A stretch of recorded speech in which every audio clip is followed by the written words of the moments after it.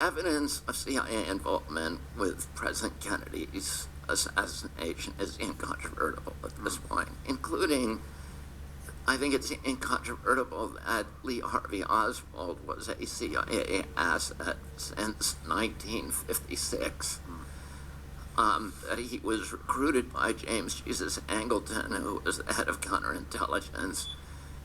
He was at that time a Marine, and he was a radar operator at the U-2 air base in Japan, and then he defected to the Soviet Union. But it was a false defection. We now know that he defected, that he was being used as a CIA, as what they call a dangle. There was a Soviet mole in Langley, and nobody could figure out who it was, but they had exposed every Soviet spy since the beginning of the agency. And they were trying to expose, Angleton was trying to expose the Soviet mole, so he put a trigger on Oswald's file at Langley, and then got Oswald to fake this defection, hoping that the mole would be contacted by their KGB superiors and told, go look at the Oswald file and find out who this guy is. And anybody who touched that file, they would know who did it. But it never happened. And so Oswald was then recalled, and he came back to the United States in 62, without ever being punished, without ever being supposedly questioned by the CIA. The State Department paid his way home. They sent him to Dallas, and in Dallas he was met by CIA assets and taken care of, placed in the job at the book depository, etc. So all of that is very, very well documented. In terms of my father, here's what we now know about, and I always assume, when I was a little kid, I assumed that my uncle was killed by, some kind of a conspiracy, and which is what the United States Senate and the United States Congress, during their investigations, made the same conclusion. And the Warren Commission did not, but the Warren Commission was run by Allen Dulles, who was the head of the CIA, and who my uncle had fired. And he inculcated himself onto the Warren Commission and lied, kept them away from the CIA, and basically produced a fake report. And when the church committee came, in 1972, 73, 74, and investigated it, they said it was certainly a conspiracy. But I assumed that from the beginning because I was in the White House. My uncle's body was in the White House. We waked him there. And I was there with my father and my aunt, Jackie, and a bunch of my cousins and brothers. When Lyndon Johnson came in, 2 days after my uncle was killed, and said that Lee Harvey Oswald had been shot by Jack Ruby. And he told us all that news. And I went to my father and my mom and said, why did he do that? Did he love our family? No way. Wow, dude. Yeah, How because old were you? why would he done it? Yeah. Right? And to me, I was a little kid, little 10-year-old kid saying, why did this guy do it? It turned out my father's initial reaction was that the CIA had killed his brother. He questioned all the head of the CIA at that time and a bunch of his contacts in the Cuban division of the CIA. And then 2 years later, he asked Frank Makowitz and Walter Sheridan, who was his kind of security guy, to look into Jack Ruby. And what they found was that Ruby not only was a mobster who had worked for the Giancana family and was presently working for Carlos Marcello's family, which was all tied in with the CIA. He was also a gun runner for the CIA. So But I had always assumed that that Sirhan killed my father. And because Sirhan had confessed to it, and there was a trial supposedly, but a couple of years ago, when I started investigating it for this book that I was writing, I looked at the Paul Schrade, who was with my father when he was shot, as a union leader, one of the heads of the United Auto Workers. He was the guy who recruited Cesar Chavez into the labor movement. And then he introduced him to my father, and they became best friends. And so Paul was very, very close to my father and was with him. The first bullet that Sirhan fired hit Paul Schrade in the head. And Paul Schrade has never believed that Sirhan killed my father. Wow. He knows that he shot him. But Sirhan, and so Paul forced me to sit down to read the autopsy report, stuff I never wanted to do, and to look at all the evidence that has accumulated since my father's death. And so Ethel's your mother, right? Ethel's my mother. Right. So Sirhan there were 77 eyewitnesses in the kitchen of the Ambassador Hotel when my father was killed. And many, many of them had a view of what happened. Very few of them could view the whole scene, but they could view parts of it. Everybody, without exception, places Sirhan from 5 feet to 10 feet away from my father in front of him. He never got behind him. He was always in front with a table between them, a steam table. Sirhan fired 2 shots at my father. The first one hit Paul Schrade in the head. The second one hit a door jamb at my father's head level behind my father. Then he was grabbed by Carl Olker, who was the concierge at the Ambassador Hotel, and by Rafer Johnson and 6 other people. There was a dog pile, and they all piled on him, and they grabbed, the first thing they did was grab his hand. They directed in the opposite direction, and they could not get the gun away from him, and he was powerful as a Superman, they said. So they were all trying to take the gun away from him. Only this big. He's a little guy. And he fired 6 shots in the other direction. All of them hit people. One person got hit twice, but all those bullets are accounted for. There were only 8 chambers in his gun. And 2 were fired toward my father and 6 in the opposite direction. And we know what happened to every one of those bullets. My father was shot 4 times. One of the shots, and all 4 times were from behind. What?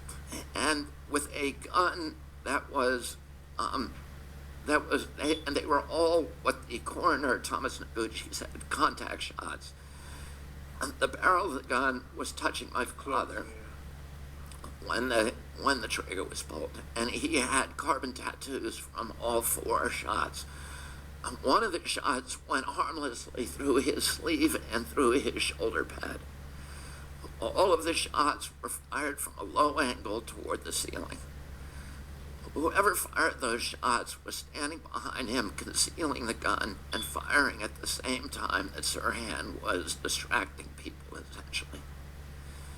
And the person who almost certainly fired those shots was a security guard who was holding my father's arm at that time, called Eugene St. Caesar. And a dozen people saw him with his gun drawn. My father fell back on him, and as he fell, he turned and pulled off Caesar's clip-on tie. Caesar lied to the police about his gun. He told many, many different stories about when he had drawn his gun. He lied. He said he did own a .22. The police didn't talk to him that night, didn't confiscate his gun. The time they talked to him, he said, yeah, I owned a .22, but I sold it a month before the shooting. As it turns out, that was a lie. He sold it a month after the shooting, and he sold it to a man who worked with him in the high security section of the Lockheed factory here in Los Angeles, who then moved to Arkansas, later talked to investigators and said, yeah, he had a receipt from when it was sold, and it was sold in July. My father was killed in June. And Caesar told him at that time, this gun was used in a crime, so don't talk to anybody about it. Caesar, as it turns out, is a CIA asset. He died about 3 weeks ago. And he died in the Philippines, where he's lived for the past 3 decades. And but he's almost certainly the person who killed my father. Now, his job as a security guard that night, he got 5 days before, when it was already known that my father was going to be speaking there. We don't know exactly what happened, but and then, the investigation was a botched investigation. It appears to have been deliberately botched by the LAPD. It was run by people within the LAPD, all of whom there was a special unit created called Special Unit Senator to investigate my father's death. Almost all the members of that unit were ex-CIA agents who had trained in the CIA farm in Virginia and shipped down to Latin America to do dirty tricks work there, and then brought back for this investigation. And they destroyed, before Sirhan's trial, they destroyed 1,200 pieces of evidence, including all the bullets, and about 1,200 photographs as well that were taken in the room that night.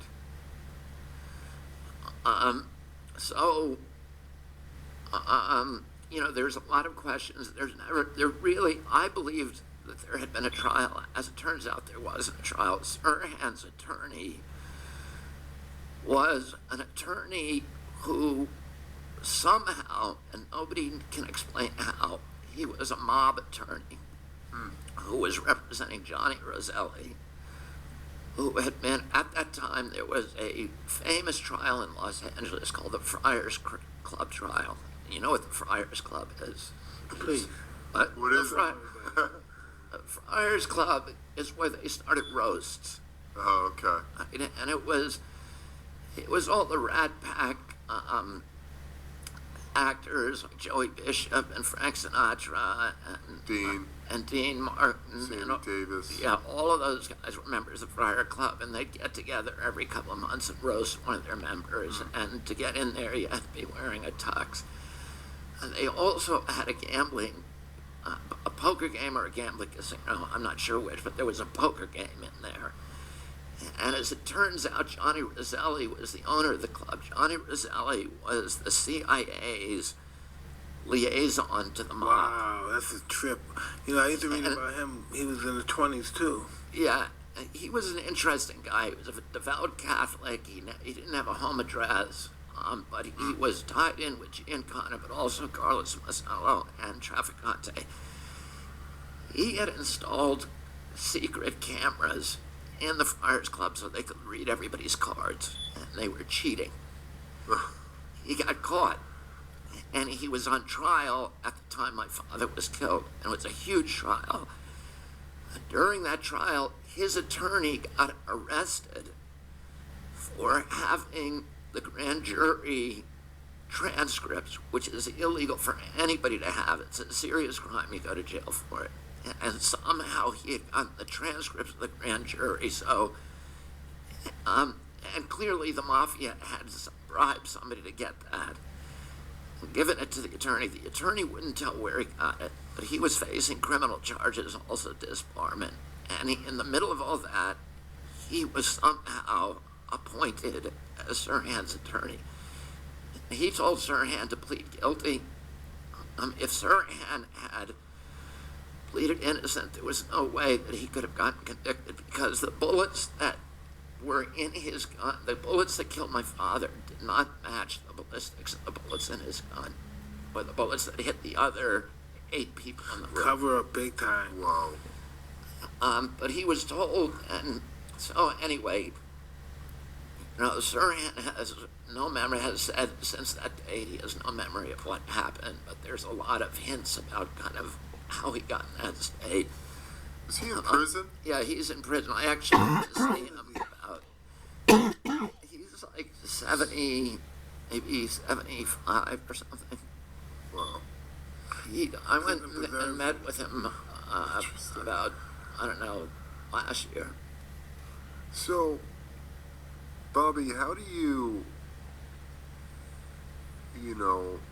both your father and your uncle, your whole lineage, your family lineage has been about,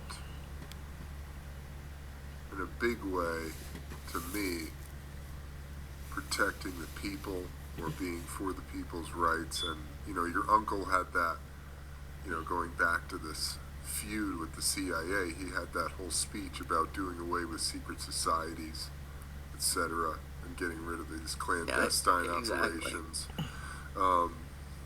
And do you feel like how do you interpret this in yourself? Like, is this almost sort of, I don't want to say the price, but of standing up for what's good and right in the world, shining the light into the darkness? Like, how do you rectify this in yourself? I don't really think about it in those terms. I think they had a very idealistic view of this country. They saw America as an exemplary nation. They felt that we were, and by that I mean in the best sense of the word, that we were supposed to be an example, a shining example of what human beings could accomplish through self-governance in a humane and just and democratic system. They believed in free market capitalism, but they believed in a humane system. And they also believed that the biggest danger to our country would come from foreign entanglements that would turn us into a militarized nation. And they spent a lot of time fighting that. And I think to me that is the most important part of their legacy. Yeah. I think they did have a battle with the CIA, and I think, that probably had something to do with both of their deaths. And I won my championship on November 22nd. Which championship? My first championship in 1986, November 22nd. Wow. It was President Kennedy's anniversary of his death. Yeah. Wow. That's interesting. Mike, how did you decide to put a tattoo on your face? What was that? Were you? I just thought that was who I was.